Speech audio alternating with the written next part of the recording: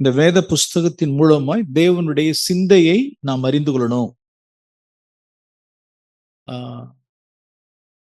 உலகத்துக்குரியவர்களுடைய சிந்தை என்ன அப்படின்னா பாடுபடக்கூடாது. இந்த உலகத்துக்குரியவர்களுடைய சிந்தை பாடுபடக்கூடாது. அது சுத்தமா வலிச்சு எடுத்துடணும். நான் கிறிஸ்துவுக்குரியவனாய் நான் இருப்பேன், நான் கிறிஸ்துவை பின்பற்றி நான் உத்தம கிறிஸ்தவனாய் நான் நடப்பேனானால் நம்முடைய மனநிலையை புதுப்பித்துக் கொள்ளணும். தேவ பக்தியாய் கிறிஸ்துவை பின்பற்ற ஒருவன் மனதானால் அவன் துன்பப்படுவான். ஆமென். புதுப்பித்துக் கொள்ளணும். யோபுவின் புஸ்தகம் 21 அதிகாரம். யோபு 21.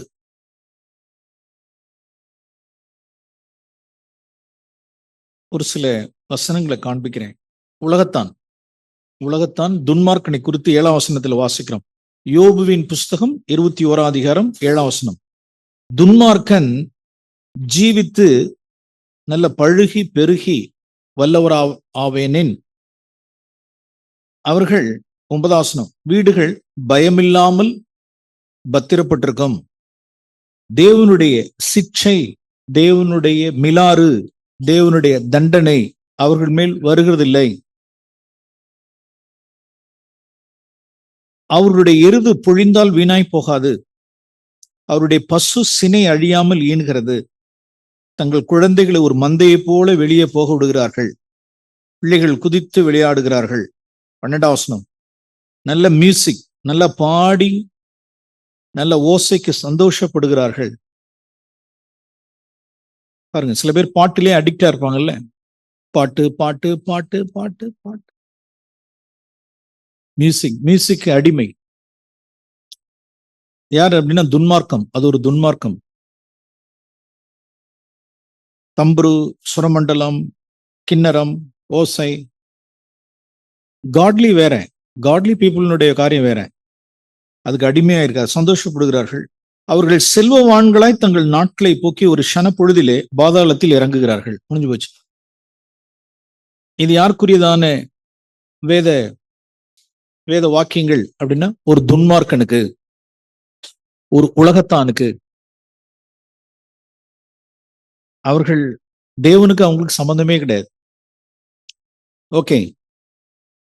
அப்போஸ்தலர் நடவடிக்கைகள் 14ஆம் அதிகாரம். இவங்க எங்க இறங்குறான் அப்படின்னா அவன் பாதாளத்துல இறங்குறானா.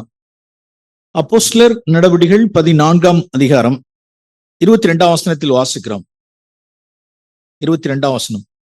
அப்போஸ்தலனாகிய பவுல் சீஷருடைய மனதை திடப்படுத்தி விசுவாசத்திலே நிலைத்திருக்கும்படி அவர்களுக்கு புத்தி சொல்லி, நாம் யார்? அந்த நாம் கிறிஸ்துவனுடைய சீஷர்கள், கிறிஸ்துவை பின்பற்றுகிறவர்கள், அல்லது தேவ பக்தியாய் நடக்க மனதாய் இருக்கிறவர்கள். இந்த பூமியில தேவ பக்தியாய் நடக்க மனதாய் இருக்கிற நாம் கொஞ்சம் இல்ல, அநேக உபத்திரவங்களின் வழியாய், கொஞ்சம் உபத்திரம் இல்ல, அநேக உபத்திரவங்களின் வழியாய் தேவனுடைய ராஜ்யத்தில் பிரவேசிக்க வேண்டும் என்று சொன்னார்கள். இது யாருக்குரிய டெக்ஸ்ட் அப்படின்னா காட்லிக்கு உரியதான டெக்ஸ்ட், ஒரு தேவ பக்திக்குரியவனுக்கு உண்டான வேத வார்த்தை. யோபு 21 ஒரு துன்மார்க்கருக்குரிய வேத வார்த்தை. அவன் இந்த பூமியில எப்படி வாழ்றான் அப்படின்னா குஷி லைஃப் வாழ்ந்துட்டு, எந்த விதமான பாடு கஷ்டம்லாம் இல்லாதபடிக்கு ஒரு குஷி லைஃப் வாழ்ந்துட்டு, தேவனை பற்றி அறியாதபடிக்கு வாய்க்கும் வயிற்றுக்கு மட்டுமே ஒரு பொழைச்சிட்டு எங்க இறங்குறான்னா வாழ்க்கையினுடைய முடிவில் பாதாளத்தில் இறங்குகிறான்.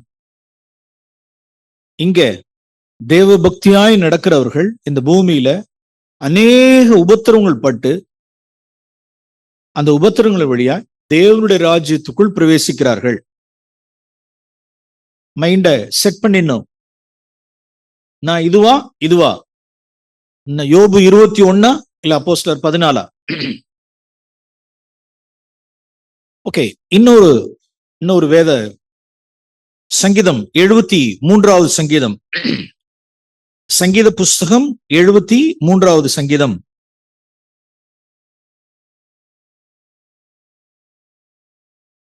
இது ஆசாபினுடைய சங்கீதம்.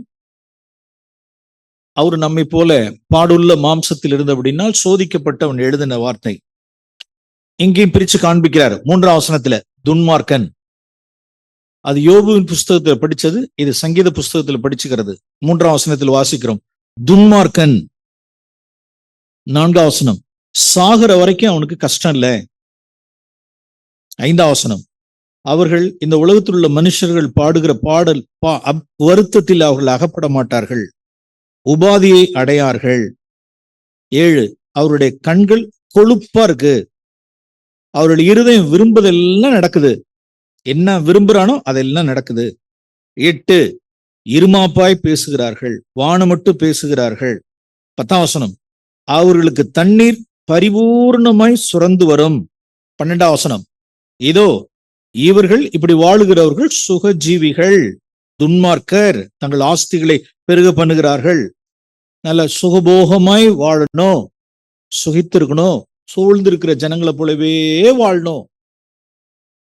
இவைகளெல்லாம் நாம் அப்பப்ப நாம் நினைவுபடுத்துகிறோம். ஆனாலும் நாம் இங்க இருந்து வெளியில போய் என்ன செஞ்சோம்னா சூழ்ந்திருக்கிறதான ஜனத்தாரை பார்த்து சோர்ந்து போயிடுறோம். ஐயோ அவனை போல நான் வாழலையே, அவனை போல அடையிலையே, அவன் அடைஞ்ச மாதிரி நான் அடையிலையே, அவன் அனுபவிக்கிற மாதிரி நான் அனுபவிக்கலையே. ஏக்கம், தவிப்பு, போராட்டம், சண்டை. பிரியமானவர்களே, நம்மளுடைய சிந்தை புதுப்பிக்கப்படட்டும். இதெல்லாம் யாரை பார்க்கறதுனால? இதோ 3ஆம் வசனத்தில் ஆசாபனுடைய பிரச்சனை, துன்மார்க்கருடைய வாழ்வை நான் காண்கையில் அந்த வீம்புக்காரராகி அவர்கள் மேல் நான் பொறாமை கொண்டேன். பிரச்சனை பார்க்கறது தான். அவருடைய வாழ்க்கையை பார்த்து நாம் ஒப்பிட்டு பொறாமை கொண்டு அப்படின்னு சலிப்படைஞ்சுகிற வாழ்க்கை, சலிப்படை திருப்தியற்ற ஒரு வாழ்க்கை. தேவ பக்திக்குரிய வாழ்க்கையில நாம் நிலைத்திருப்போம். அது ஒன்றுதான். அதே சங்கீதம் 73 நாம் வாசிக்கிறோம். அவர்களெல்லாம் தேவனை எப்படி வச்சிருக்கிறார் அப்படின்னா 17ஆம் வசனத்தில் வாசிக்கிறோம். அவர்களுடைய முடிவு என்ன? 17ஆம் வசனம் அந்த துன்மார்க்கருடைய முடிவை கவனித்து உணரும் அளவும் அது என் பார்வைக்கு விசனம். எங்க இருக்காங்க?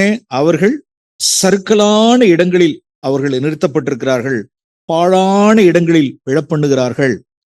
அவர்கள் ஒரு நிமிஷத்தில், அங்க சனப்பொழுதில் வாசிச்சோம், இங்க ஒரு நிமிஷத்தில் அவர்கள் பாழாய் போகிறார்கள். ஒரு நிமிஷத்தில். ஓகே, தேவபக்தியாய் நடக்கிறவனுடைய காரியம் என்ன? 24ஆம் வசனத்தில் வாசிக்கிறோம். 24ஆம் வசனம் யாரு? ஆசாபனுடைய காரியம். 13 நான் குற்றம் இல்லாமலே என் கைகளை கழுவுகிறேன், என் இருதயத்தை சுத்தம் பண்ணுகிறேன், நாள்தோறும் நான் வாதிக்கப்படுகிறேன், நான் தண்டிக்கப்படுகிறேன். யாரு? தேவபக்திக்குரியவன். 13ஆம் வசனம் 14ஆம் வசனம் பாருங்க. 13 தேவபக்திக்குரியவன் தன் இருதயத்தை சுத்தம் பண்ணி கொள்ளுகிறான், தன் கைகளை கழுவி கொள்ளுகிறான், நாள்தோறும் வாதிக்கப்படுகிறான், காலைதோறும் தண்டிக்கப்படுகிறான். Watts result? முடிவு என்ன அப்படின்னா 24ஆம் வசனம் உம்முடைய ஆலோசனையின்படி நீர் என்னை நடத்தி முடிவிலே என்னை மகிமையில் ஏற்றுக்கொள்வீர். ஒருவனுடைய முடிவு மகிமை, ஒருவனுடைய முடிவு பாழாய் போகிறான். இது 2 கேட்டகரி தான். இது சங்கீதம் 73. சங்கீதம் 37, சங்கீதம் 37வது சங்கீதம் தாவீதினுடைய சங்கீதம். அது ஆசாபினுடைய சங்கீதம், இது தாவீதினுடைய சங்கீதம். சங்கீதம் 37வது சங்கீதம் 37ஆம் வசனம் 38ஆம் வசனம் 2 வசனத்தை அங்க வாசிக்கிறோம். 38ஆம் வசனத்துல அக்கிரமக்காரர் துன்மார்க்கர் இந்த உலகத்தார் ஏகமாய் அழிக்கப்படுவார்கள், அறுப்புண்டு போவதே துன்மார்க்கருடைய முடிவு. இந்த துன்மார்க்கமாய் பிழைக்கிறவர்களுடைய முடிவு என்ன அப்படின்னா அவர்கள் அறுப்புண்டு போகணும், அழிக்கப்படுவதே அவர்களுடைய முடிவு. மேல 37 நீ ஒரு உத்தமனை நோக்கி ஒரு செம்மையானவனை நீ பார்த்திரு, அந்த மனுஷனுடைய முடிவு சமாதானம். ஒருவனுடைய முடிவு சமாதானம், ஒருவனுடைய முடிவு அறுப்புண்டு போவது. வேதம் எப்படி எல்லாம் காமிச்சிருக்கு பாருங்க. சோ நம்ம இப்படி இருக்கணும், அப்படி இருக்கணும், இப்படி இருக்கணும், அப்படி இருக்கணும். சோ இவைகளெல்லாம் நாம் என்ன வச்சுக்கணும் அப்படின்னா நாம் சிந்தையில நாம் வைக்கணும். ஆண்டவரே, கிறிஸ்து இயேசுவுக்குள் தேவ பக்தியாய் நடக்க மனதாய் இருக்கிற யாவரும் என்ன செய்வார்கள் என்றால் துன்பப்படுவார்கள். அவர்களுக்கு உபத்திரவங்கள் தேவன் நியமித்து வைத்திருக்கிறார். சரி, ஏன் இந்த உபத்திரவங்கள்? அதுக்கு ஒரு வேதத்துல நிறைய இருக்கு. ஒரு சில வசனங்களை உங்களுக்கு காண்பிக்கிறேன். ஏன் இந்த உபத்திரவங்கள்லாம் எனக்கு எதுக்கு?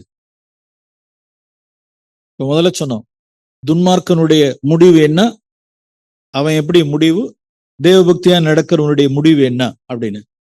சரி, தேவபக்தியா நடக்கிறவனுக்கு தேவன் என்ன வச்சிருக்கிறார் அப்படின்னா, உபத்திரவங்களையும் பாடுகளையும் துன்பங்களையும் தேவன் வைத்திருக்கிறார். வாய்? ஏன்?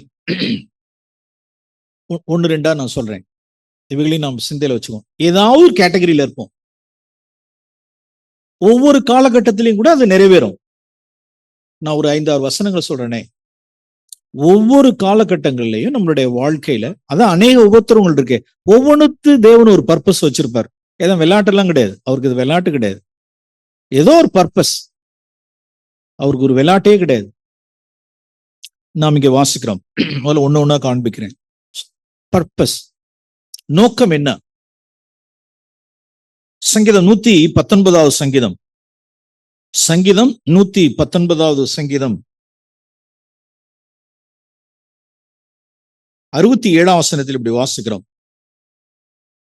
சங்கீதம் 119:67ஆம் வசனம்.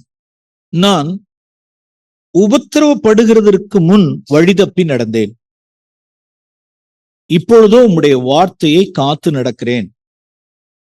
therefore 71ஆம் வசனம், நான் உபத்திரவப்பட்டது எனக்கு நல்லது. Praise the Lord. அடிச்சிட்டார் பாரு.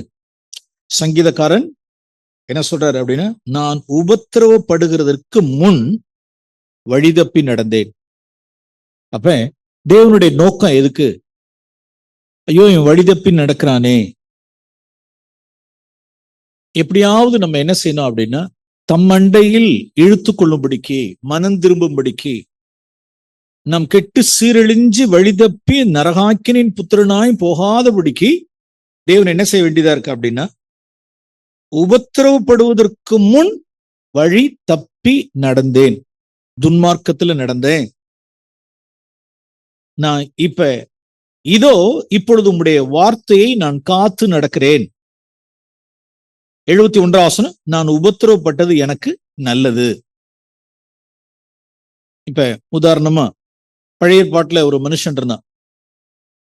பழைய ஏற்பாட்டு காலத்துல ஒரு மனுஷன் இருந்தான். நிறைய வேதத்தில் வேத புருஷர்கள் இருக்கார்கள். அதுல ஒரு வேத புருஷன் 2 நாளாகமம் 33ஆம் அதிகாரம். இங்க ஒரு ராஜாவை குறித்து நான் வாசிக்கிறோம். அவனுடைய பெயர் மனாசே. அவனுடைய பெயர் மனாசே. அவங்க டேடி நல்ல ஒரு அருமையான ஒரு டேடி, எசேக்கியா ராஜா. அவன் அழுது தேவ சித்தத்துக்கு, காட்ஸ்னுடைய பெர்ஃபெக்ட் வில், பர்மிசிவ் வில் அப்படின்றது, தேவனுடைய பரிபூர்ணமான சித்தம் அப்படின்னா அவன் என்ன செஞ்சான் அப்படின்னா,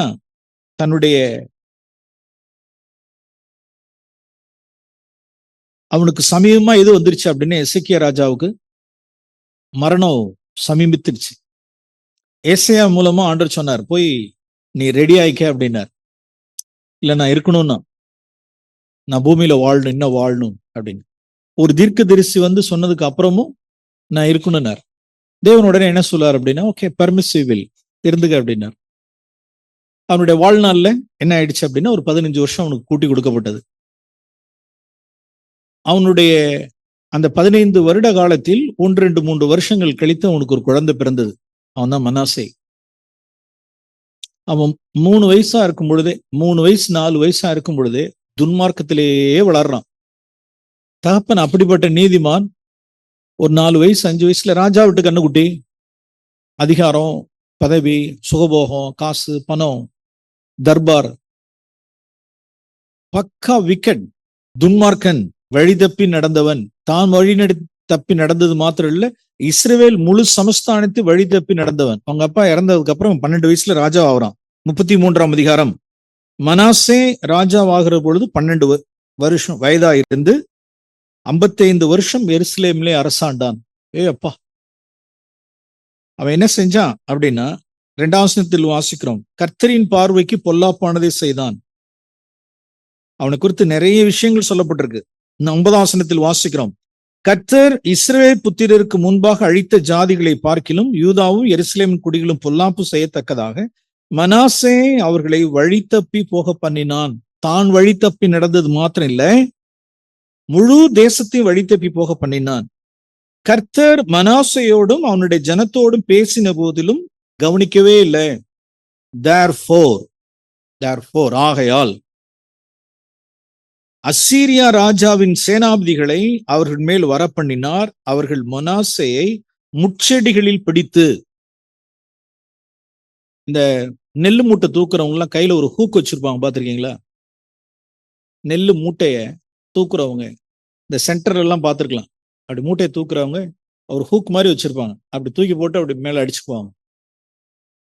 அது போல ஒரு முட்செடியில மனாசேயனுடைய மூக்குல போட்டு இதுலயும் ஓட்ட போட்டு இதுல போட்டு இந்த முட்செடியை தூக்கி 2 வெங்கல சங்கிலியில கட்டி இழுத்துக்கிட்டே போயிட்டான் அசீரியா ராஜா.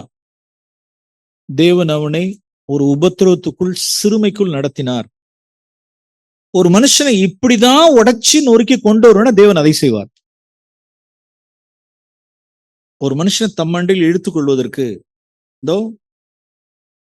ராஜாவை எழுப்பினார், முச்செடிகளில் பிடித்தார்கள், 2 வெங்கலச்செடிகளை கட்டி பாபிலோனு கொண்டு போனார்கள். இப்படி அவன் நெருக்கப்படுகையில் தன் தேவனாகிய கர்த்தரை நோக்கி கெஞ்சி தேவனுக்கு முன்பாக தன்னை தாழ்த்தினான். அவரை நோக்கி அவன் விண்ணப்பம் பண்ணி கொண்டிருக்கும் போது அவன் கெஞ்சுதலுக்கு இறங்கி அவன் ஜெபத்தை கேட்டு அவனை திரும்ப எருசலேமில் உள்ள தன்னுடைய ராஜ்யத்துக்கு வர பண்ணினார். கர்த்தரே தேவன் என்று அப்பொழுது மனாசே அறிந்தான்.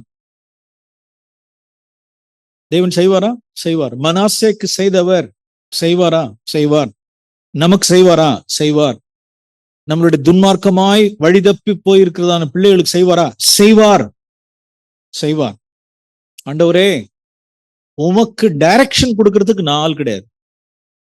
நீங்க இப்படி செஞ்சு என் பிள்ளைய ரட்சித்திருங்க, என் மனைவியை ரட்சித்திருங்க, என் புருஷனை ரட்சித்திருங்கன்னு சொல்லி நாம் தேவனுக்கு டைரக்ஷன் கொடுக்கறதுக்கு நாம் ஆள் கிடையாது. ஆண்டவரே, உம்முடைய அனந்த ஞானத்தில் நீங்க எப்படி நீங்க ரட்சிப்பீங்களோ, கர்த்தரே தேவன் என்று என் பிள்ளைகள் அறியணும், என் புருஷன் அறியணும், என் மனைவி அறியணும், நான் அறியணும். ஆண்டவரே, வழிதப்பி நடந்திருப்போமானால் திருப்பிக் கொள்ளுங்க. இப்ப இந்த சங்கீதம் 119:67 என்ன சொல்லுவாப்போ? நான் உபத்திரவப்பட்டது நல்லது. அதுக்குள்ள நான் உபத்திரவப்படுவதற்கு முன் வழிதப்பி நடந்தேன், இப்பொழுதும் உம்முடைய வார்த்தையை காத்து நடக்கிறேன். மனாசே மனம் திரும்பினதுக்கு பிறகு ரொம்ப அருமையா அவன் நடந்து கொண்டான். Praise the Lord. ஆண்டவரே, திருப்பிடுங்க. ஏதாவது அந்த உபத்திரவம் இப்ப எதுக்கு அப்படின்னா நல்லதுக்கு, நன்மைக்காக இந்த உபத்திரவம் தேவன் ஏன் அனுமதிக்கிறார் அப்படின்னா தேவனிடத்தில் தம் பட்சமாய் திருத்திக் கொள்வதற்கு. ஓகே, இவர் துன்மார்க்கமா நடந்தவர். சவுல், வைராக்கியமான சவுல் பவுலாய் மாறுவதற்கு முன்னதாக மார்க்க கண்மூடித்தனத்தினால் சபையை என்ன செஞ்சார் அப்படின்னா துன்புறுத்தினார், சபையை பாழ்படுத்தினார். ஓகே, தான் உபத்திரவப்படுகிறதற்கு முன்பு அவரு எப்படி நடந்தார் அப்படின்னா வழிதப்பி நடந்தார். இது மாதிரி துன்மார்க்கம் கிடையாது, அது ஒரு மார்க்க கண்மூடித்தனம், சபையை பாழ்படுத்துறது. கிறிஸ்தவன்னா அடிக்கிறது, கிறிஸ்தவன்னா ஜெயில போடுறது, கிறிஸ்தவன்னா உபத்திரவப்படுத்துறது. ஓகே, தேவன் அவர் என்ன செஞ்சாரு? சந்திச்சாருன்னு கேட்டா சந்திச்சார். என்னாச்சு அப்படின்னா, போயிட்டே இருக்கிற வழியில ஆக்சிடென்ட். ஒரு குதிரை பயணம், ஒரு குதிரையில பயணம் பண்ணிட்டு இருக்கிறார், மேல இருந்து உழுவுறார், குதிரையில இருந்து உழுவுறார். ஒரு லைட்னிங் ஒரு சூரிய ஒளியை பார்க்கிறார், கண்ணு பார்வை போது கீழே விழுந்தார். 3 நாள் சோறு தண்ணி இல்லாம கிடக்கிறார். ஏஸ் அந்த 3 நாள் அவருக்கு போதும். கர்த்தர் அவரை சிட்சித்தார். உபத்திரவப்பட்டதுக்கு, ஆண்டவரே, இந்த கண்ணு போனது எனக்கு நல்லது, இந்த பார்வை போனது எனக்கு நல்லது, உம்மை நான் உபத்திரவப்படுத்திட்டேன், உம்முடைய சரீரத்தை நான் உபத்திரவப்படுத்தினேன், நான் வழிதப்பி நடந்தேன், எனக்கு நல்லது, இதோ உம்முடைய சித்தம் செய்யறேன்னு சொல்லிட்டு மனம் திரும்பினாரா? ஏஸ், சவுல் மனம் திரும்பி பவுலாய் மாறினார். அப்ப நம்ம என்ன சொல்லுவோம்? பிரியமானவர்களே, உபத்திரவங்கள் நன்மைக்கே, உபத்திரவங்கள் நன்மைக்கே.